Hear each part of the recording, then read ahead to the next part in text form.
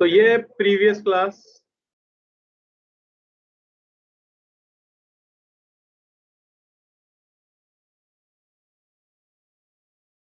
देख लो भाई। पिछली क्लास में हमने पढ़ा प्रिज्म के बारे में।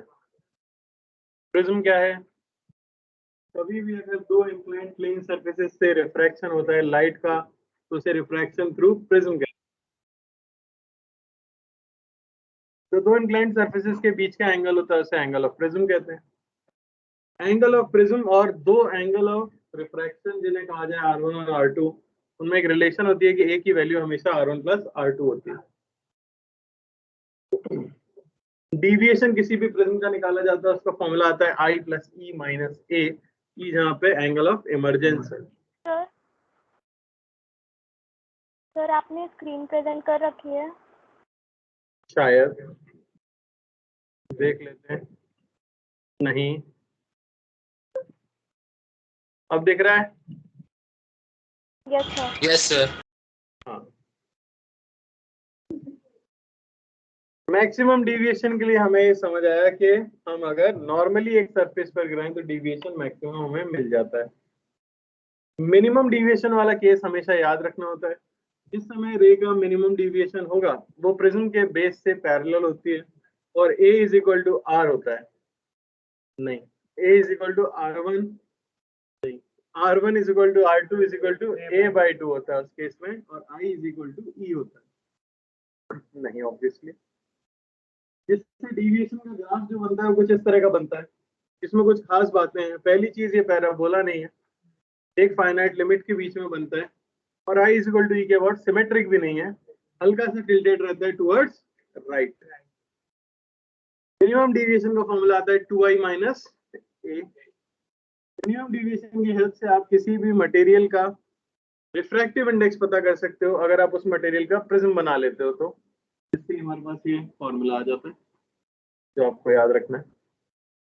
और फिर कुछ क्वेश्चन, फिर condition of prism on emergent ray आती है। इतना पढ़ा है कैसे मैंने? सिंपल तो था। क्या समझ नहीं आया था क्या? क्या यार, उसको नहीं आया लग रहा है।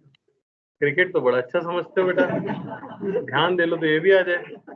तो यहाँ हमें कुछ कंडीशंस के बारे में पता चला कि अगर आप चाहते हैं कि प्रिज्म पे गिरने वाली हर लाइट दूसरे फेस से बाहर ना निकले, यानी हर लाइट रे का प्रिज्म के अंदर घुसने के बाद TIR हो जाए, तो एंगल ऑफ प्रिज्म 2C से बड़ा होना चाहिए, C जहाँ पे क्रिटिकल एंगल है। सिमिलरली अगर क्रिटिकल एंगल और A में ये रिलेशन हो कि A छोटा हो P से, तो फिर सारी की सारी लाइट दूसरे फेस से बाहर निकल जाती है। क्या होगा अगर A C और 2C के बीच में, तो ऐसे केस में रे बाहर आएगी या नहीं आएगी ये डिपेंड करता है एंगल ऑफ इंसिडेंस पर, और वहां से हम मिनिमम एंगल ऑफ इंसिडेंस निकालते हैं ताकि रेज बाहर निकल सके। उसका फॉर्मूला चाहो तो याद रख सकते हो, नहीं तो आपको कंडीशन पता ही है क्या करना होता है। ये था ब्रीफ पिछली क्लास का।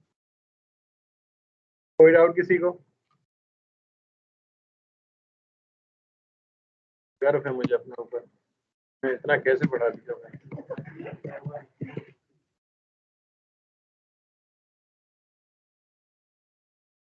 तुमको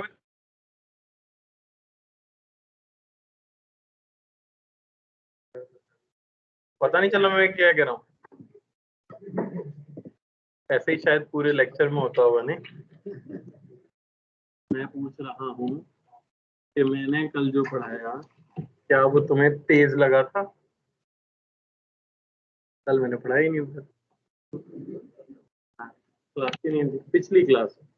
तेज लगा था, धीमा लगा था? चली हुई थी क्या क्लास?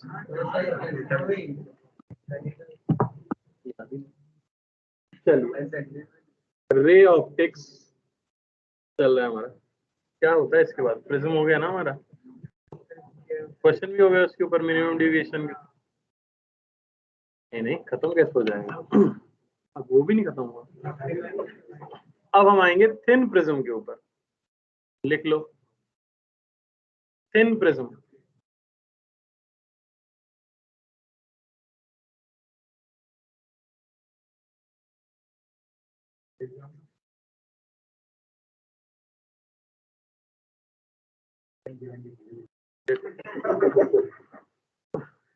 काफी कुछ है।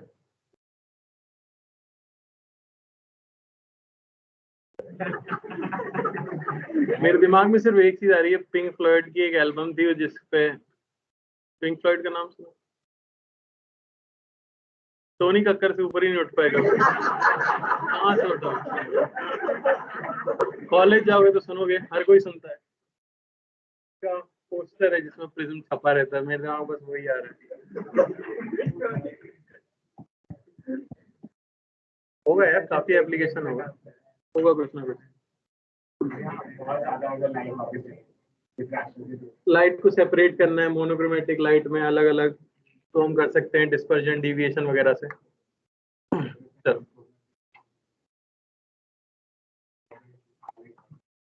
इससे पूछ लेना, ठीक है। तो थिन प्रिज्म कैसे कहा जाता है वो हम देख लेते हैं, कहाँ है ये रहा। तो नॉर्मल प्रिज्म और थिन प्रिज्म का डिफरेंस ये होता है कि इसमें जो एंगल ऑफ प्रिज्म होता है ए, ये ए काफी छोटा होता है। लिख सकते हो angle of prism is very small. अगर ऐसा है तो प्रिज्म को हम थिन प्रिज्म कह देते हैं। तो मान लेते हैं इसका रिफ्रैक्टिव इंडेक्स म्यू है, सराउंडिंग में म्यू 1 है।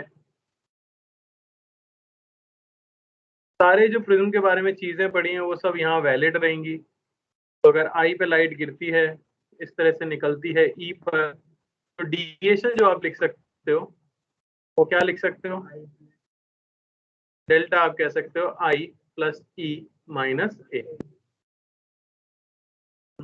और हम जाते हैं स्नेल्स लॉ से, 1 साइन आई ये इक्वल होना चाहिए म्यू साइन R1, ठीक है ना। सिमिलरली म्यू साइन R2 ये इक्वल होना चाहिए साइन ई।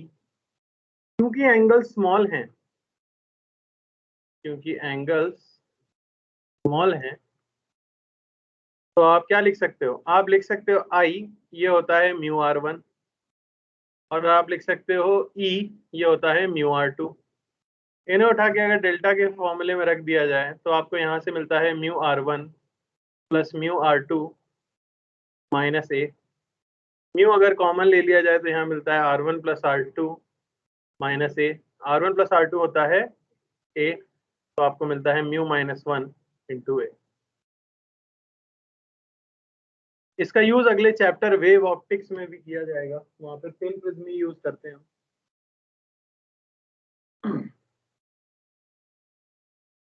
तो ये हो जाता है डिविएशन का फॉर्मूला।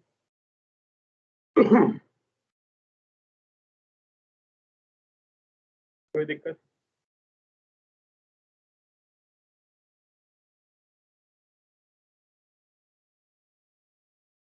इसकी वजह से क्रिएट होती है shift in position of object.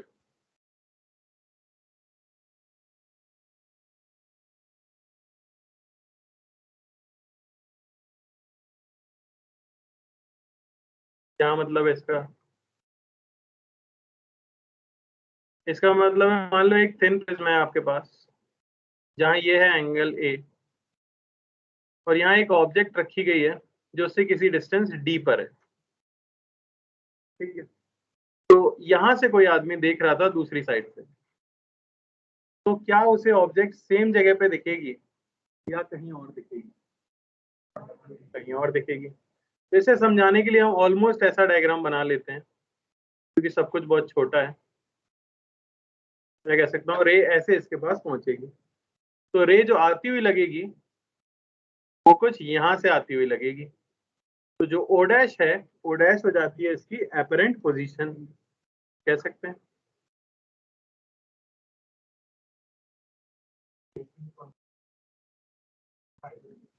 बहुत पतला है बेटा, सही। मीडियन वीडियन नहीं आता फिजिक्स में, ठीक है। तो प्रिज्म से डिस्टेंस बोल देंगे बस, क्योंकि वो बहुत पतला बहुत छोटा है, तो वो सेम ही पॉइंट की डिस्टेंस। तो ये जो आपका एंगल होगा ऑब्वियसली ये होगा आपका एंगल डेल्टा, कह सकते हैं कि नहीं।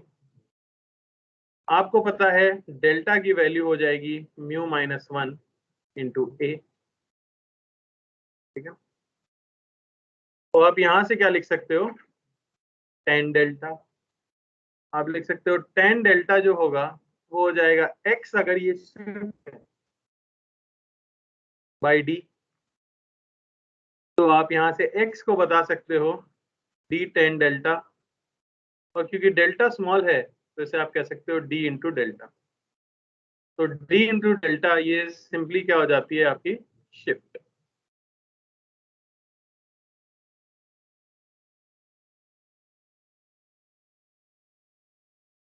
कोई दिक्कत?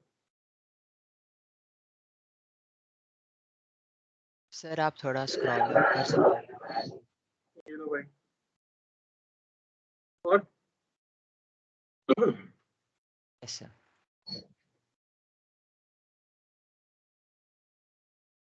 29 को है ना exam?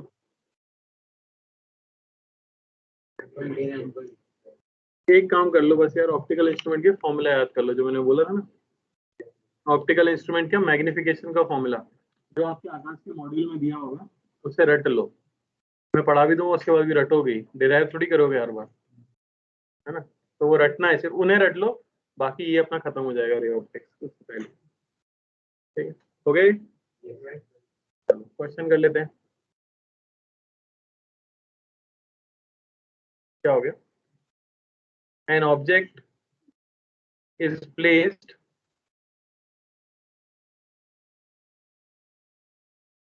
at a distance of 10 centimeter from a prism जिसका एंगल आपको दिया गया है, मान लेते हैं 3 डिग्री।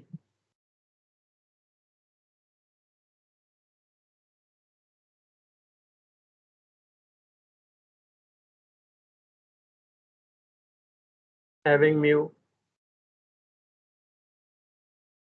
3/2, तो find deviation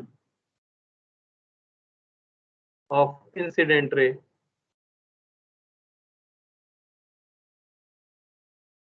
and shift in position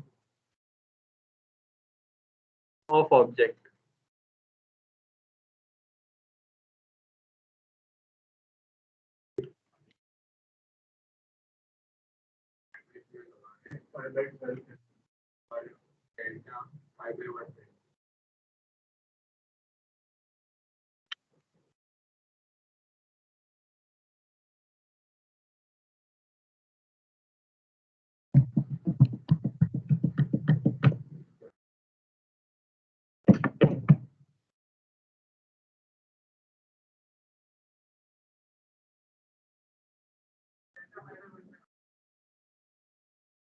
NPS भरा था तुम लोगों ने?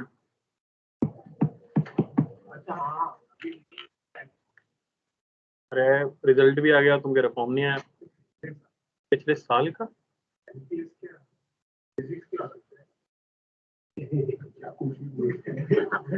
फुल फॉर्म कैसे होगा? National physics.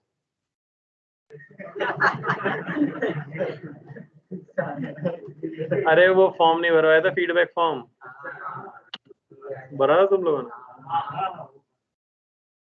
शर्म नहीं आती तुम लोगों को?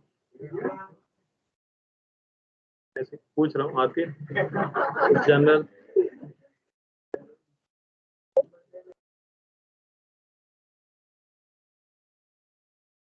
क्या है बताओ आंसर? मैच कर रहा है सबका? 15। एक जो गलती है वो मत करना, रेडियन में डाल।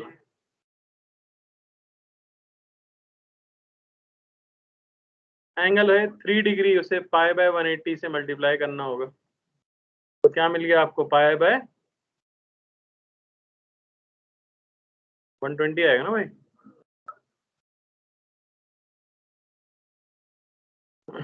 तो जो शिफ्ट आएगी वो सिंपली क्या हो जाएगी, डी इंटू डेल्टा। डी है 10 सेंटीमीटर, यानी पाई बाय 12।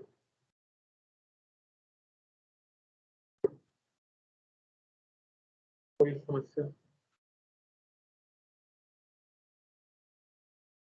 चले आगे। ऑब्वियसली यहां से समझ आ रहा है तुम्हें कि बहुत धांसू सवाल बन नहीं सकता, पर ये खत्म नहीं हुआ।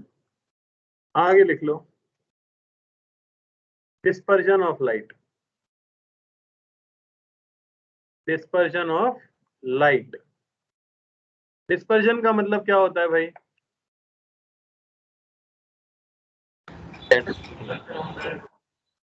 डिस्पर्जन क्या होता है?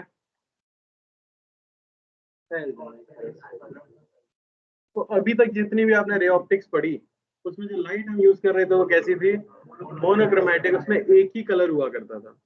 लेकिन अब जो हम लाइट देखने वाले हैं वो है व्हाइट लाइट, यानी उसमें कई सारे कलर हैं।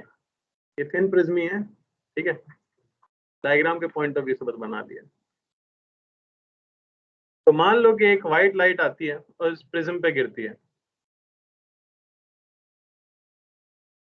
तो देखा गया कि वो विभिन्न प्रकार के रंगों में बट जाती है, जिनको आप बहुत अच्छी तरह से जानते भी हो, है ना? बिल्कुल। तो ये मैं लिख देता हूं व्हाइट लाइट, बिल्कुल उस कलर के नहीं बनाऊंगा, बना दूंगा बस।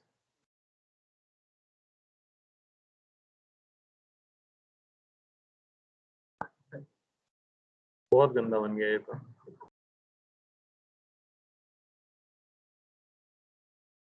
नीचे वाली रेड, उल्टा बोल दिया शायद तुमने।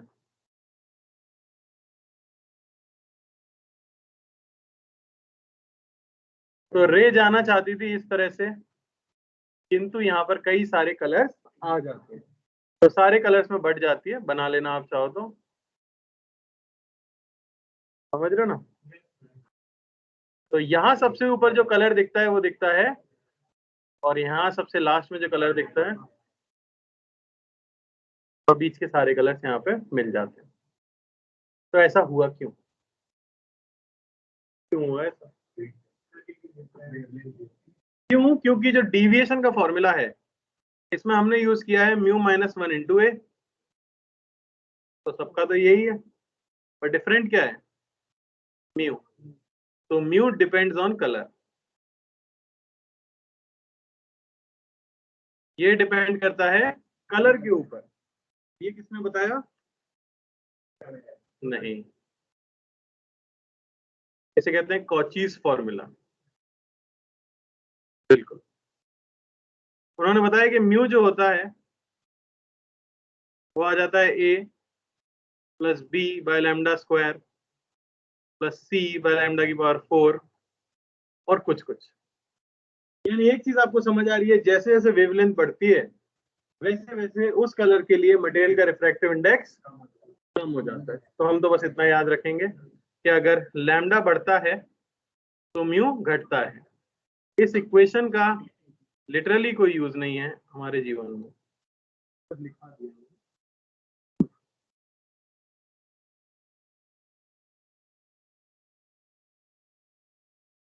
क्या लिख दिया मैंने?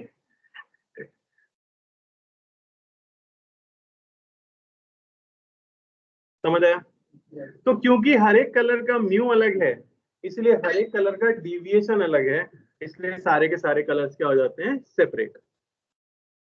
कोई दिक्कत? जहां ये कहलाता है डेल्टा आर यानी कि डिविएशन इन रेड कलर, ये कहलाता है डेल्टा वी यानी डिविएशन इन वायलेट कलर। अगर मैं यहाँ पे आपके मेजर कलर्स लिख दूं वेब की ओर, तो लेफ्ट से राइट की तरफ जाते हुए बताइए वेवलेंथ के साथ क्या होगा?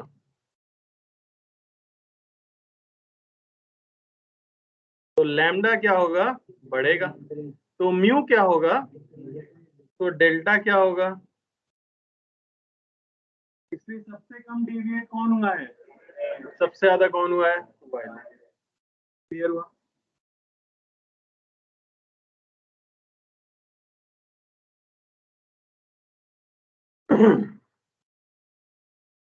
तो यहां से क्लियरली अगर बोला जाए कि डिविएशन इन रेड कलर,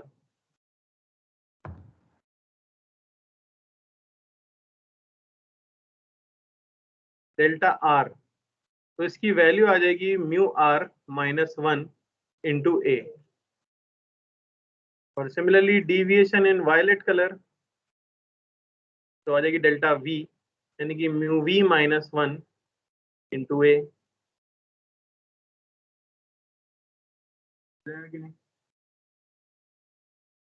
तो ये जो बीच का एंगल है कौन सा, किस कलर से बनाए यार, व्हाइट से बना दे।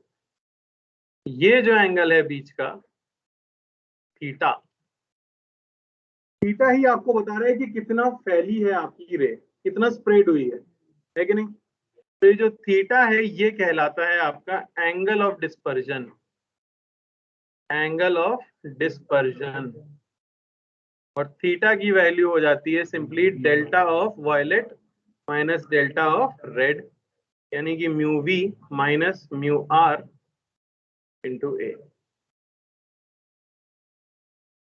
मेंस में यही चीजें पूछी जाती हैं कि बताओ क्या है एंगल ऑफ डिस्पर्जन वगैरह वगैरह।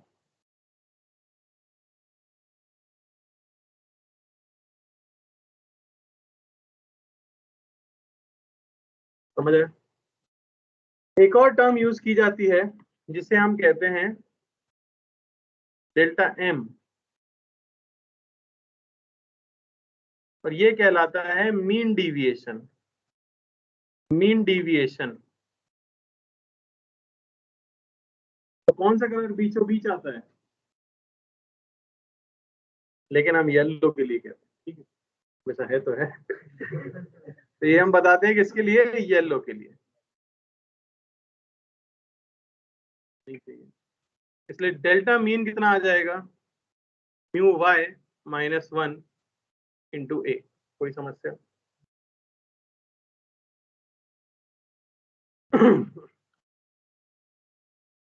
अब क्लियरली यहां से समझ आ रहा है कि कुछ मटेरियल ऐसे होंगे जो कि लाइट को कम स्प्रेड करते होंगे और कुछ मटेरियल होंगे जो कि ज्यादा स्प्रेड करते हैं। तो ये चीज किससे पता लगेगी, तो ये बताने के लिए एक और टर्म इंट्रोड्यूस की गई और उसे कहा गया डिस्पर्सिव पावर। डिस्पर्सिव पावर आ जाएगा, थोड़ा सा सोचने की कोशिश करो। नहीं आया,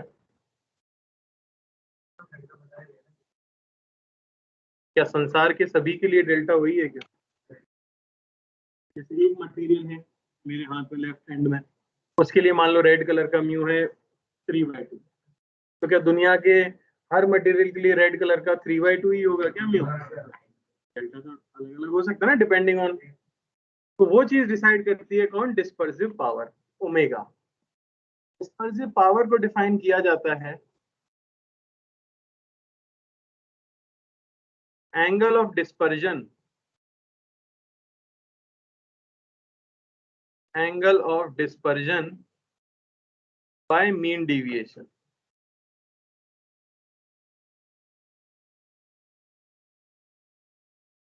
यानी ये आपको मिलेगा म्यू वी, या पहले इनके सिंबल में लिख देता हूं, थीटा बाय डेल्टा एम।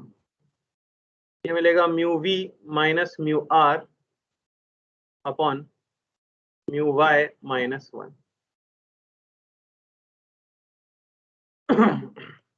इसकी एक खास बात आई है, ये ए से इंडिपेंडेंट है। एंगल ऑफ प्रिज्म पे ये चीज डिपेंड नहीं कर रही है, यानी हर मटेरियल की डिस्पर्सिव पावर फिक्स रहती है। उससे आप प्रिज्म बनाओ, स्लैब बनाओ, कुछ भी बनाओ, उसकी डिस्पर्सिव पावर क्या रहेगी, सेम रहेगी। तो डिपेंड्स ऑन मटेरियल।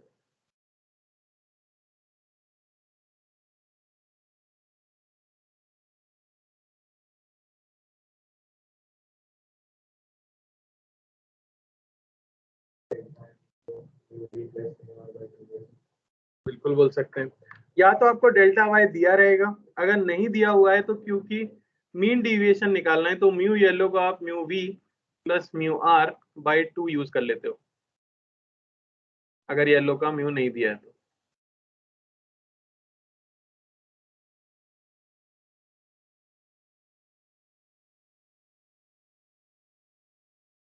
दिक्कत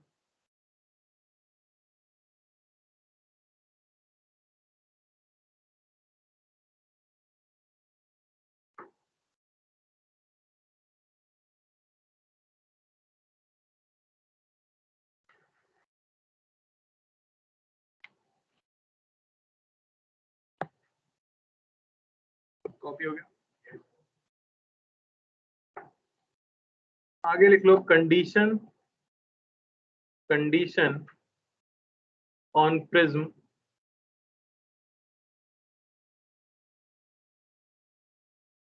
फॉर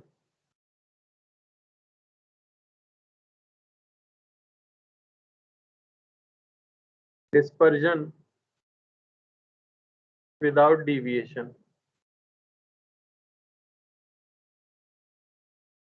यानी अब हम चाहते हैं कि रेज का डिविएशन ना हो, मतलब हाँ डिविएशन ना हो रे जो आ रही है उसका, और उसका डिस्पर्जन हो जाए यानी वो फैल जाए। कैसे संभव है?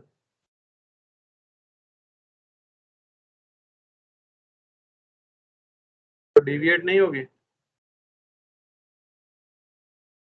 बताइए।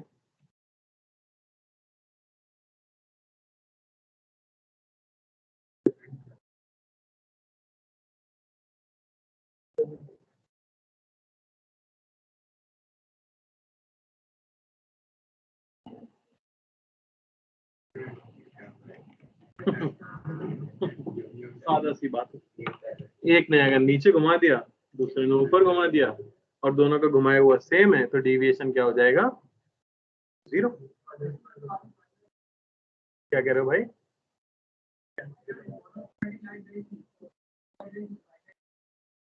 तुम बताओ, व्हाइट लाइट निकलेगी या अलग अलग कलर निकलेंगे? कैसे?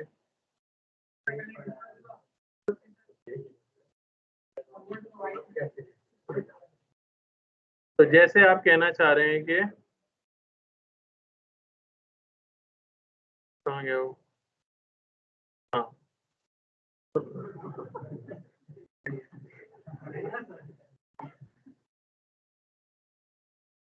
ठीक है, ये आपकी रे आ गई अगर, ठीक है, तो अलग अलग कलर्स में स्प्रेड होगी पहले, और फिर वो टकराएगी, फिर से डिविएशन अगर सेम हो जाते हैं यहाँ से लाइट, फिर से निकल जाएगी। ये कहना चाह रहे हो? तो इसमें डिस्पर्जन कहाँ हुआ?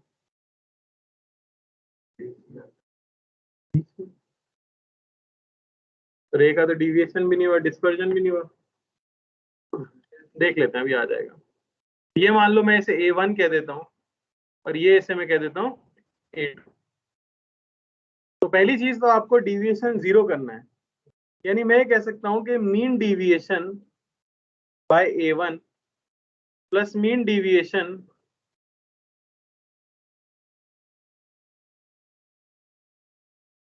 बाय A2, ये क्या हो जाना चाहिए? समझ आ रहा है? यानी कि आप क्या कह सकते हो, डेल्टा एम होता क्या है?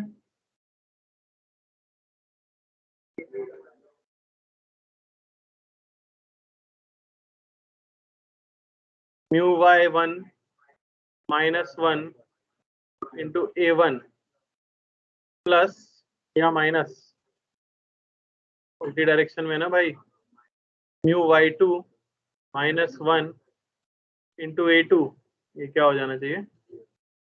0। इस केस में नेट डिविएशन हुआ क्या?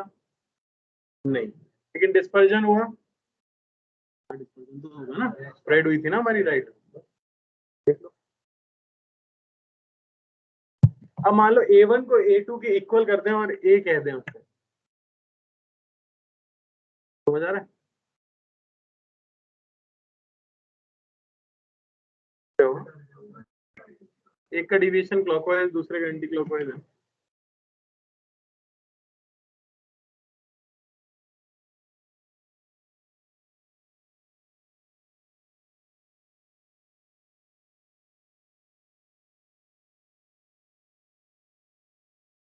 एक बार मॉड्यूल देना।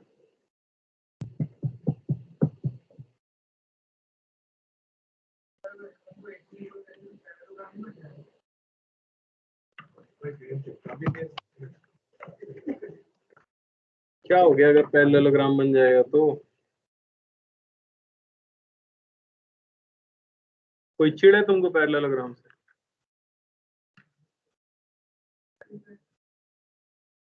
रिफ्रैक्शन होगा ना यार, बिल्कुल होगा। मटेरियल तो वैसे ही है ना।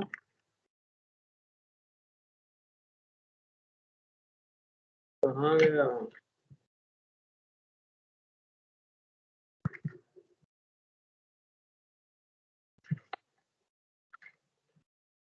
अरे यार।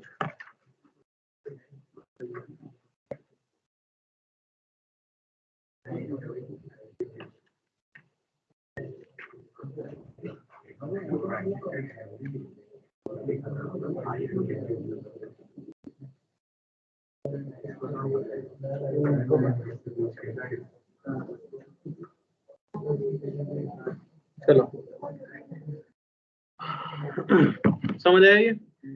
इसमें कोई दिक्कत किसी को? तो अगर A2 को A1 के टर्म्स में निकालना है तो निकाल सकते हो ना। क्या हो जाएगा A2? और बुक में फॉर्मूला दिया है इसलिए मैं लिखा रहा हूँ। Mu y1 minus 1 into A1 upon mu y2 minus 1। ये फॉर्मूला दे दिया गया। अब मान लो ये जो मटेरियल था इसकी डिस्पर्सिव पावर थी ओमेगा 1 और इसकी डिस्पर्सिव पावर थी ओमेगा 2। अलग अलग हो सकती है, दोनों अलग अलग मटेरियल के हैं। तो अगर इस केस में मैं आपसे पूछूं कि बताइए नेट, ये तो हो गई हमारी कंडीशन, समझ आया कि नहीं?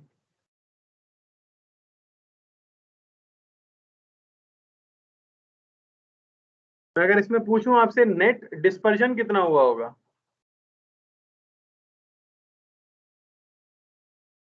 ओमेगा 1 डिस्पर्जन नहीं होता, थीटा 1 होता है। अरे समझ आया?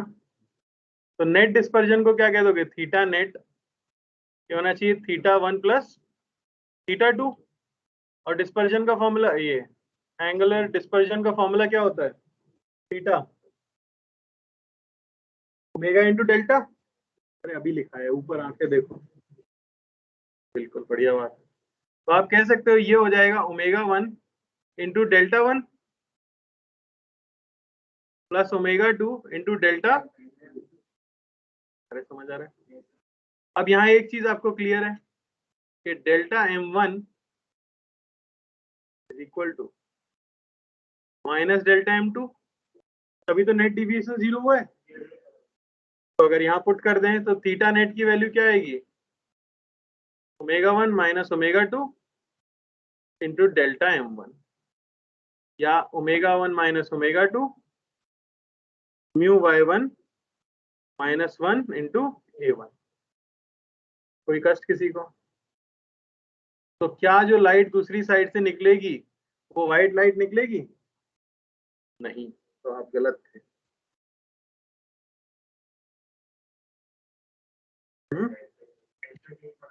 अरे अगर वो तो सेम मटेरियल का अगर होगा, देखो अगर थीटा 1 बराबर थीटा 2 हो जाता, अगर omega 1 is equal to omega 2 हो जाता, तो फिर नेट डिविएशन क्या आ जाता?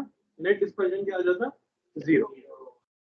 ये टर्म में कंफ्यूज हो जाते हैं लोग, डिविएशन और डिस्पर्जन। याद रखना, डिस्पर्जन फैलना है, डिविएशन घूमना है। संकेत जी कुछ परेशान लग रहे हैं आप?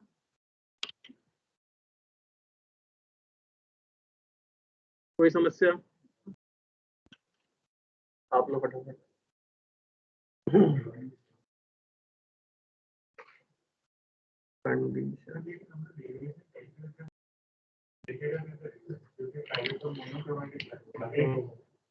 भगवान जानता भाई, मैंने लैब में प्रवेश नहीं किया आज तक जीवन में कभी।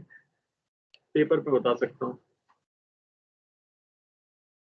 एक्चुअली मेरे हिसाब से जो होता होगा, शायद एक स्क्रीन रहती होगी, बीच में प्रिज्म रहता होगा, आप यहाँ से किसी एंगल पे लाइट मारते होंगे, लॉजिकली वो वहां जाके टकरानी चाहिए थी, पर वो कहीं और आपको स्पॉट दिखेगा, तो आपको दिख जाए कितना डिबेट हुआ। मुझे ऐसा लगता है, समझ आ रहा है? बाकी इसका ज्ञान आपके क्या, वो जो कह रहा है वो नहीं पता, मैं जो कह रहा हूँ मुझे वो पता। समझ आया मैंने क्या कहा? मेरे बाद फॉर्मूला लगाओ। वो फॉर्मूला तो वही लगेगा। वो आप प्रैक्टिकली पूछ रहे थे ना भाई? तो वही हो सकता है। ये मुझे पता है कि प्रिज्म के जितने भी एक्सपेरिमेंट होते हैं कॉलेज के फर्स्ट ईयर में मैं जरूर गया था एक बार। पूरा काला रूम होता है, अंधेरा, कुछ बच्चे जरूर कर रहे थे वहां पे ऐसे हाथ पर प्रिज्म लेके, रंग बिरंगी चीजें दिखी थी मुझे भी। बहुत भीड़ थी, ना मेरा नंबर जल्दी आने वाला था, ना मुझे कोई इंटरेस्ट था। छोड़ नहीं दिया, कोने में बैठ गए, मोबाइल चला रहे थे। समय हुआ उठ के चल, कॉलेज में हो तुम यार, सब कुछ अलाउड है।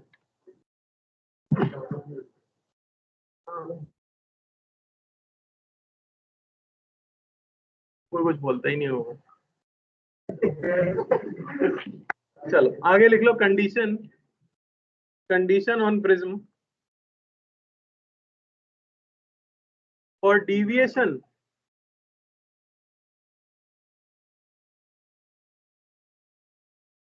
अभी क्या लिखा था हमने, अब करना है condition for deviation.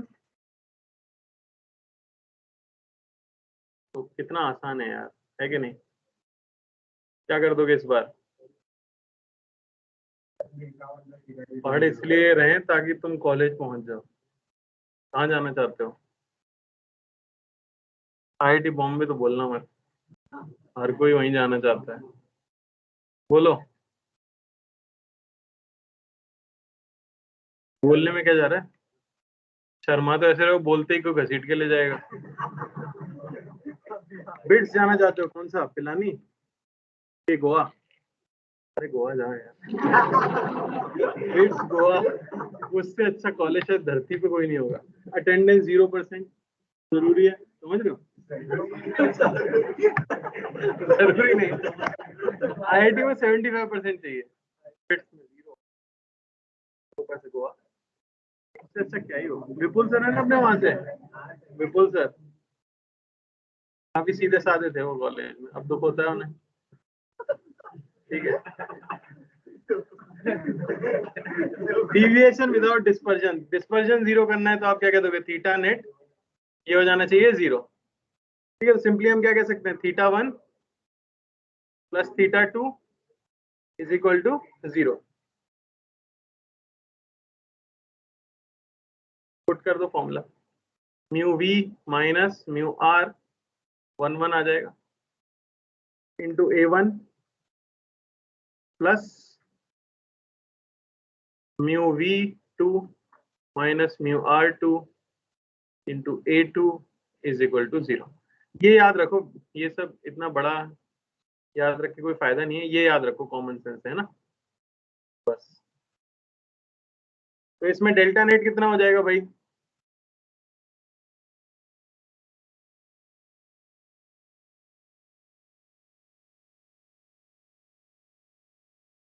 Delta M1 plus delta M2, ठीक है ना? तो इसे लिख देते हैं हम क्या, θ1/ω1 प्लस θ2/ω2। लेकिन हमें यहाँ पे क्या लगाना पड़ेगा? बीच में माइनस साइन। क्यों? क्योंकि डेल्टा, समझ आया कहाँ पे?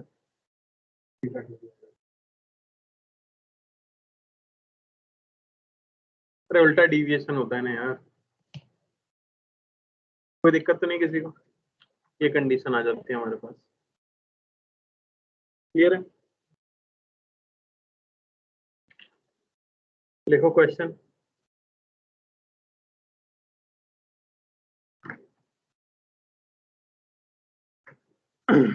Two small angled prisms, two small angled prisms A and B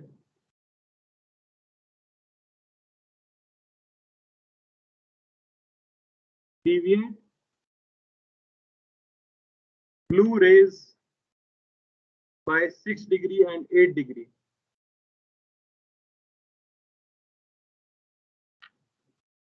ये तो डायग्राम ही नहीं है, नहीं समझ आ रहा, मैं ही लिखूं? Two prisms A and B deviate blue ray यार मैं क्यों करा रहा हूँ ये सवाल बाय 6 डिग्री एंड पूरा सवाल अब पढ़ा मैंने 8 डिग्री एंड रेड रेज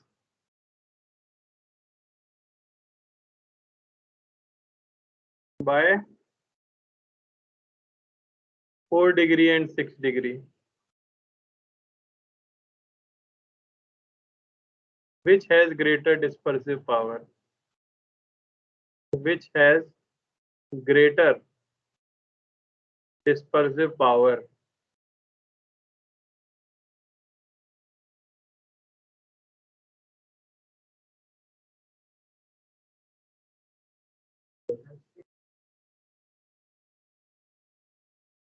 जी नहीं सर, अच्छा वो मैंने करा दिया।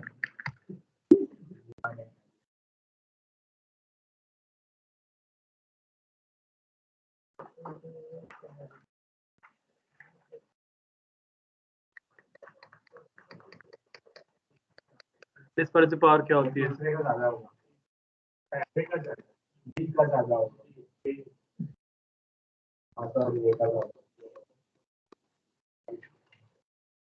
बिल्कुल सही।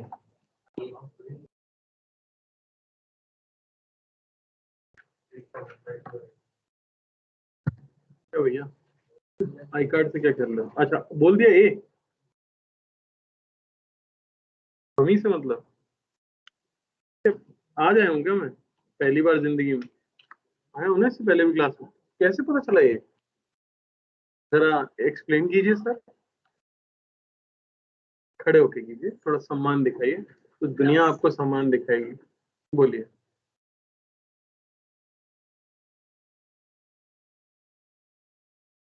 है कि नहीं अरे अभी तो बोला ए आप कह रहे हो नहीं पता हाँ ए आ गया ना तो कैसे करोगे और फिर ए आएगा ये तुम्हें पता था इसलिए तुमने ये बोल दिया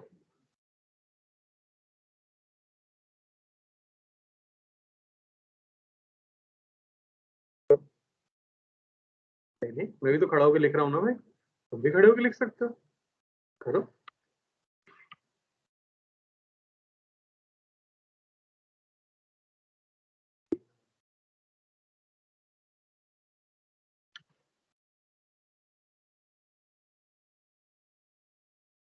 तुम कौन हो पहले ये बताओ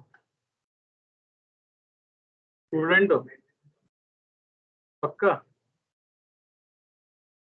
या तुम एक इंजीनियर हो भाई तुमने टी शर्ट पे लिख रखा है ना हर बार यही टी शर्ट क्यों दिखती है मुझे तुम्हारी प्यार एक आर्ट है मैं एक इंजीनियर हूँ 12 की 12 सेम आई थी बैठ जाओ यार मजाक चल रहा है तुमको नहीं समझ आया तो खड़ा होने में क्या हो गया मजाक में खड़े नहीं होता क्या आदमी हो जाता है बुरा लग गया है खड़े होके चिल करो कोई टेंशन नहीं ये आया ना सही है एकदम और क्या आंसर आना चाहिए ऑब्जेक्टिव क्वेश्चन कौन पूछेगा कैसे आया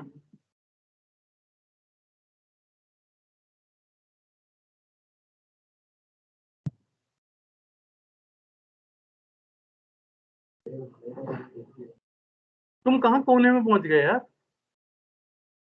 तुम बहुत दिन से आ नहीं रहे थे ना क्या हो गया था तुम्हारे यहाँ स्पेशल थी क्या सबके यहाँ थी ना ऑनलाइन कर रहे थे क्या आया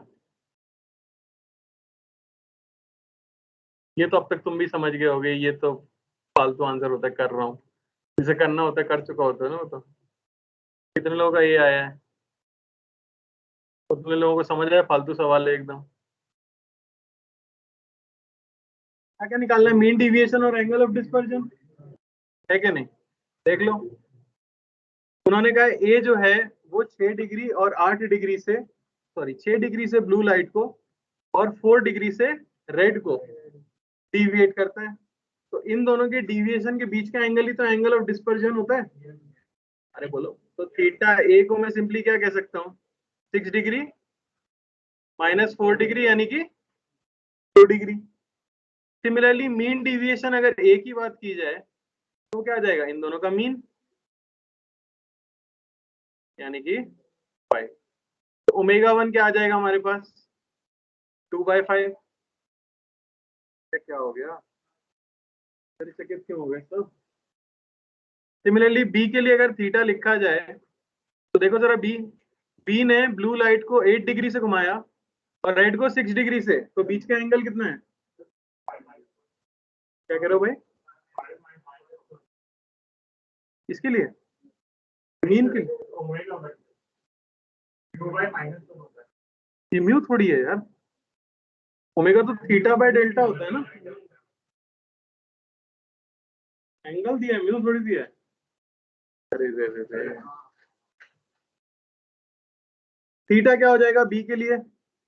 दोनों के डिस्पर्जन के बीच का एंगल 2 डिग्री आ गया, और डेल्टा बी मीन निकाल लो, 8 + 6 बाय 2 यानी कि 7 डिग्री।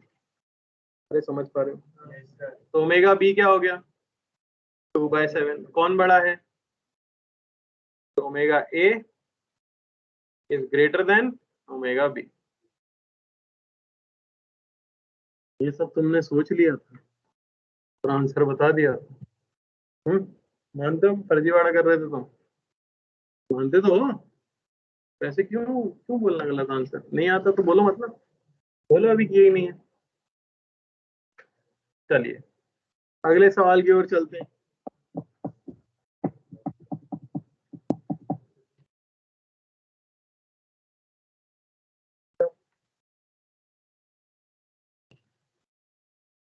नाइन 9.6 एक्सरसाइज जो होमवर्क में है। यार ये ऑप्टिकल इंस्ट्रूमेंट बाकी है बस। हाँ स्टार्ट नहीं कर रहे यार, रुक जाओ। कितना टाइम बाकी है अभी?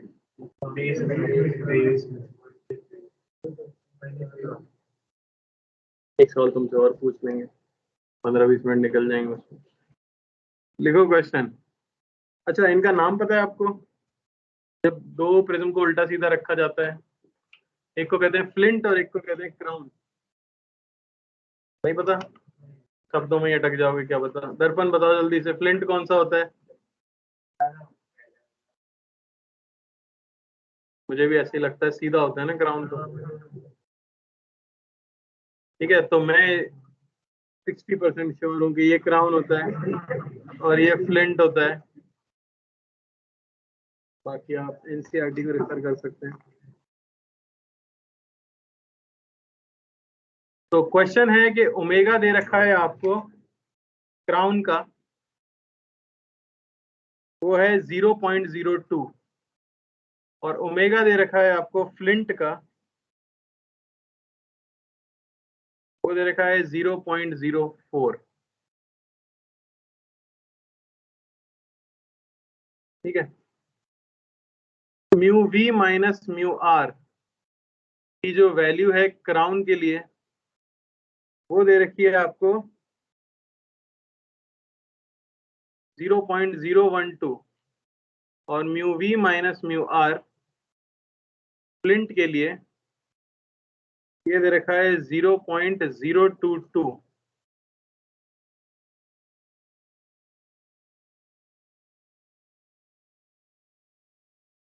ठीक है, तो क्वेश्चन है for deviation of 8 degree without dispersion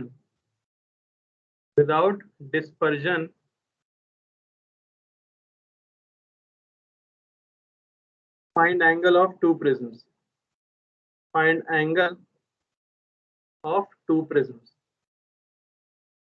ये बताना है।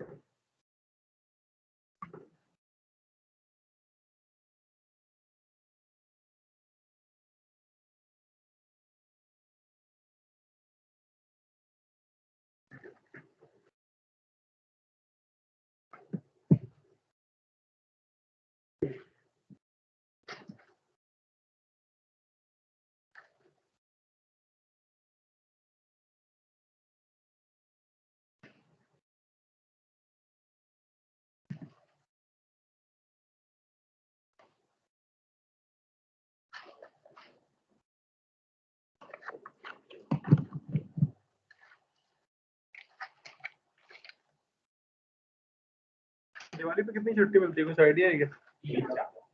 एक हफ्ता, 3-4 दिन की छुट्टी मिलती है ऑफिशियली, तो एक ही दिन लिखा है यार।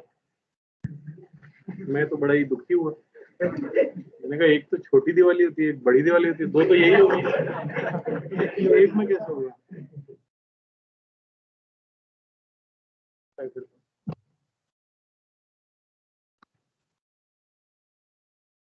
क्यों भाई साहब, तुम ऐसे क्यों देखते हो, जैसे दुखी हो जाते हो मैं कुछ बोलता हूँ तो? अच्छा नहीं लगता फिजिक्स पढ़ना? अच्छा, मुझसे पढ़ना अच्छा नहीं लगता होगा। लेकिन दुखी शक्ल बनाता है यार, बोल रहा है यार। क्या नाम है तुम्हारा? हेत? अरे तुम हो? हाँ हेत, हेत शुक्ला। अरे यार, और एक गीत है, गीत का ही तो ऑनलाइन होगा, उसने अलग होने के लिए बेचारे ने डबल ई लगाया, बहुत हो गया भाई। हेत है।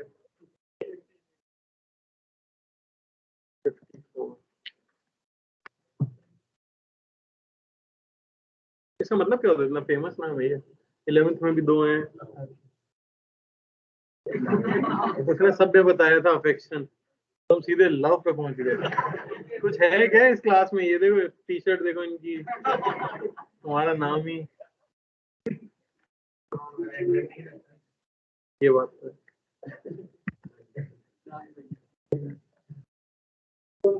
बच्चे यहाँ पे देवी कैसे ब्लैंक रखेंगे क्या 10 साल तक? हाँ, जब बड़ा होगा तो रख लेगा खुद ही, कुछ ना कुछ रखना ही पड़ता है ना।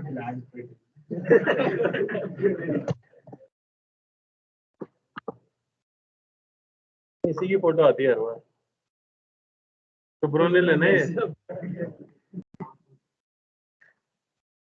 Yes sir. तुम्हारा जिक्र हुआ था भाई, तुम्हारी फोटो दिख रही थी। आया आंसर? वही 2-4 फॉर्मूले हैं, उन्हीं को आगे पीछे करके आंसर।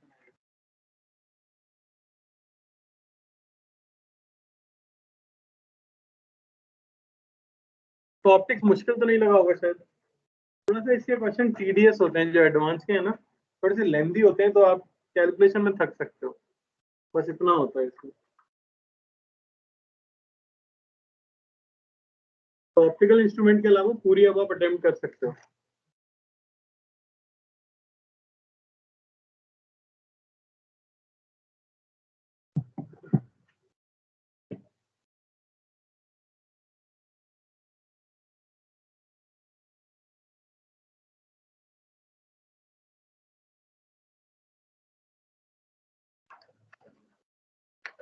तो कल क्या करें, डिस्कशन रख लें या पढ़ा दें? तुम्हारा टेस्ट है ना वेटनेसडे को? Yes sir. वही तो सॉल्व नहीं किया अभी। मुझे बताओ कि टेस्ट के लिए तो पढ़ोगे ना? Yes sir. तो रे ऑप्टिक्स ही पढ़ना है ना, तो सॉल्व भी कर लेना, आज ही कर लेना, परसों टेस्ट है ना यार। तो मैथ्स पढ़ लो यार, ज्यादा तुमको मैथ्स का चढ़ा है जोश तो। सब पढ़ना पड़ता है साथ में, अकेले मैथ्स पढ़ के कुछ नहीं होता। क्या करोगे, पूरे ही ले आओगे ना? ऐसा थोड़ा डबल मार्क्स ले आओगे मैथ्स में, जितने का पेपर था उससे, तो उससे कोई फायदा नहीं होगा अगर फिजिक्स नहीं पढ़ोगे तो। क्योंकि यहाँ कहाँ तक मैं होमवर्क पहले ही दे चुका था, 9.4। एक एक्सरसाइज बढ़ाई अभी 9.5।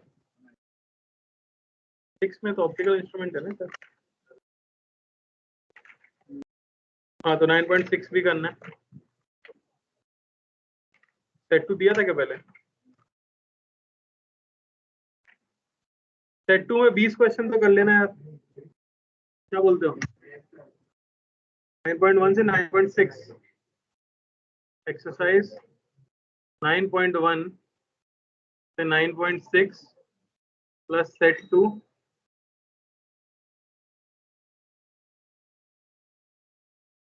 ये कल का डिस्कशन रहेगा भाई। हाँ क्या बेटा, देख लेता हूँ मैं एक बार। क्वेश्चन पढ़ देता हूं मैं. The dispersive power of crown and flint glasses are this and this. If the difference between refractive indices of blue and red color is 0.012 for crown and 0.022 for flint, calculate the angle of the two prisms for deviation of 8 degree without dispersion. बस ये question.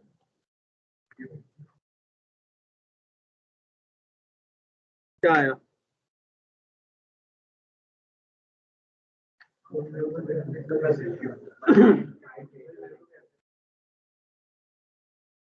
Flint का है 7, crown का क्या है 7.68 पाई. Calculator से करके देख लेते हैं.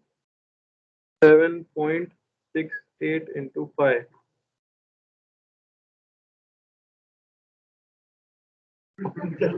अपॉन 180 इंटू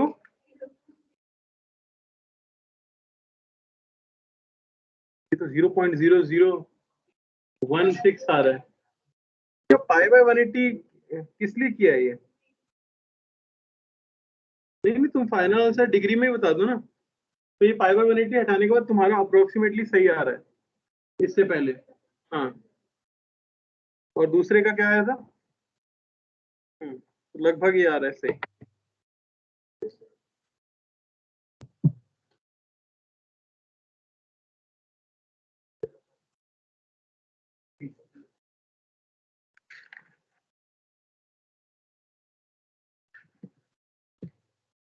A2 आ रहा है 160 बाई 160 बाय 11.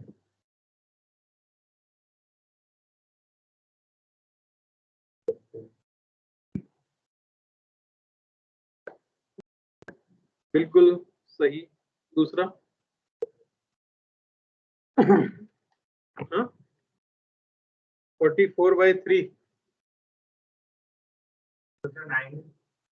960 बाई 121.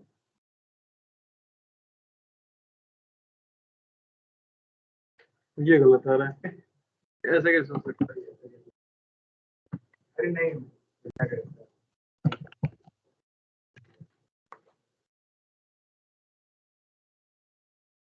सर 80/3 है. 24 पॉइंट कुछ सही है. चलो देखो, सबसे पहले तो आपको क्या क्या दिया हुआ है वो देख लेते हैं. तो एक फॉर्मूला हमें पता है ओमेगा, ये क्या हो जाता है थीटा बाय डेल्टा, यानी ये क्या हो जाएगा mu V minus mu R by delta, है कि नहीं? क्या क्या हमें गिवन है ये देख लेते हैं. तो यहाँ से डेल्टा 1 की वैल्यू क्या आ रही है? तो mu V minus mu R 0.012 upon omega of crown 0.02, तो ये आ रहा है 0.6.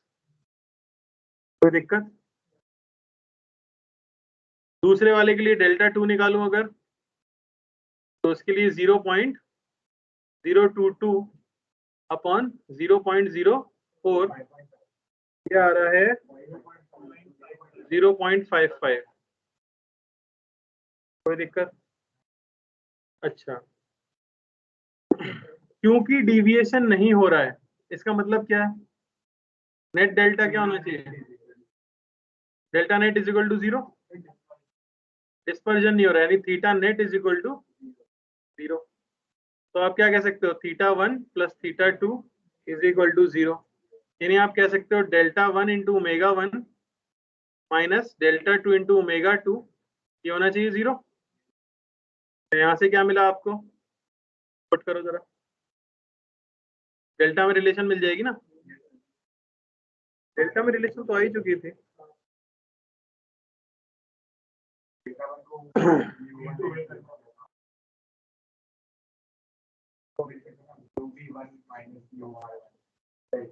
यहाँ पे ना, यहाँ पे ये करना पड़ेगा. ठीक है, तो यहाँ पे पुट करके निकालोगे ओमेगा, तो आपको डेल्टा होता है ना भाई.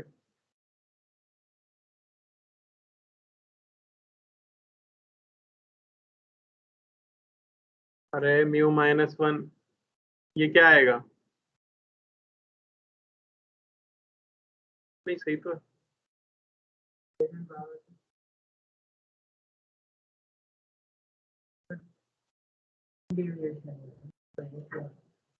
क्यों आएगा ये?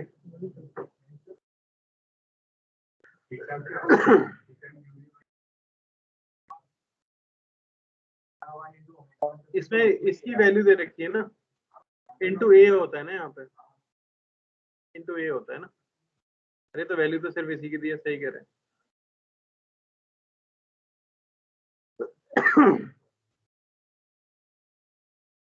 अरे समझ आया? तो तुमको नहीं आया? आगे आगे आप क्या कह सकते हो, θ1 प्लस θ2 इज इक्वल टू 0 होना चाहिए। यानी कि यहाँ से आपको क्या मिल जाएगा, Δ1 by Δ2 is equal to ω2 by, ये कितना आ जाएगा 2। अरे बोलो, तो यहाँ से A1 की रिलेशन आ जाएगी शायद 2A2।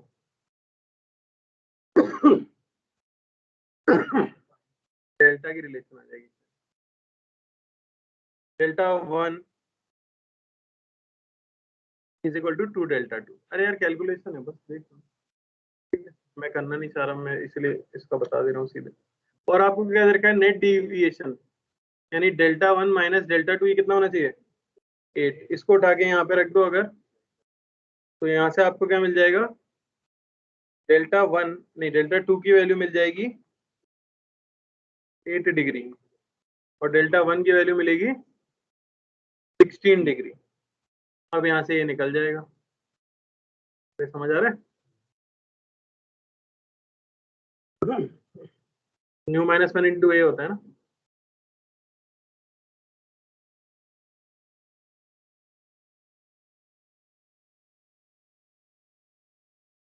पुट कर दें यहाँ पे, या सीधे ही मिल गया हमें, तो ये करने की भी जरूरत नहीं है। तो A1 को क्या लिख सकते हैं, Δ1 बाय 0.6 और A2 को क्या कह सकते हैं 0.55। वही 2-4 फॉर्मूले हैं, उनको कुछ कुछ करके आंसर निकालना है। ठीक है, यस सर। ये था आपका प्रिज्म। इसका यूज वेव ऑप्टिक्स में भी आएगा थोड़ा सा। ठीक है, तो मॉड्यूल सॉल्व करना अपना, कोई डाउट हो तो नेक्स्ट क्लास से पहले पूछ लेना। कल मैं डिस्कशन कराऊंगा तो होमवर्क करके आना। ठीक है, चलो, थैंक यू।